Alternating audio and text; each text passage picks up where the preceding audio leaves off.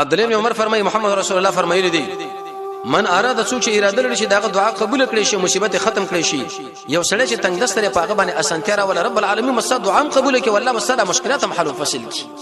من په تنگ دسته باندې نورم خبر راورانو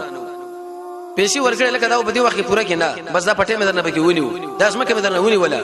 سود دی او پلان دی واغره ودغه رسول الله فرمایي که تاسو وګورئ چې تاسو دعا الله قبول کړي تاسو وګورئ تاسو د مصیبتونو رب العالمین ختم کړي په دې جامعه کې چې کوم سړی د مشکلاتو سره مخامخ هغه کې وسره ته کوم وکړه الله بس تاسو سره یې کوم وکړي من خلکو نور مشکلات جوړو جنجاله حدیث مسلم کې د امر رسول الله فرمایي ویچا چې مسلمان سره مصیبت د دنیا د مصیبتونو لري کې الله رب العزت به د آخرت د مصیبتونو نه د مصیبت لري او بل حدیث کې دا راځي والله في عون العبد الله رب العزت د بنده په کومک کې تر څو پر چې د بنده د مؤمن په کومک کې وي زموږ چې د مشکلات د جنجالونو دغه وجه سره مؤمنان لمن بلاکونه شروع کړي دي خدیجه رضی الله محمد رسول الله علیه و الله والله د سینې د زماره په الله باندې قسمی الله تعالی شرمای زکه تشل الرحمن د خلکو سره پالي د چا چې کار نه غل کار پیدا کوي چې کم سړی پر وتري اگر او چتای او چې کله په سړي باندې مصیبتونه راغلي دا سره کومکونه کوي د انسان هیڅ چیرته الله نه خرابای موږ سره رحمن قطع کو بیکاره غوسه کې چې کار پیدا کو نوري مرته ورانه یو سړی چې پر وته هغه چې موږ راوچته کو نورم خراب کوي پرې د چې د تربور د تباہ برباد شي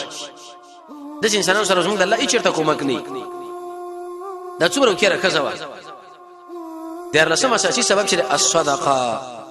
دا سبب د مصیبتونو د لړ کول د پاره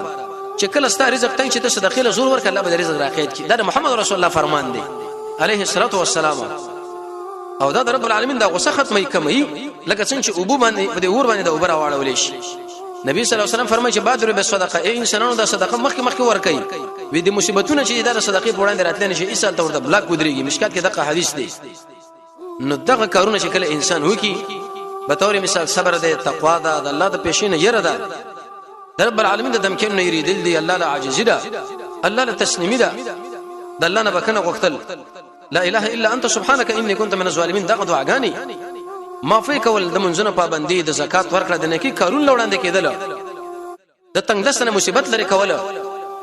چې رحمی پاله بیکار لکار پیدا کول پروته سړی راوچته ول صدقه کول دا به د انسانانو د پریشانې مصیبتونو وغیرہ دا ختم کی الله رب عزت دې دغه اعمال توفیق موږ تاسو سره نصیب کی رب العالمین موږ تاسو د قران سره بصیرت را نصیب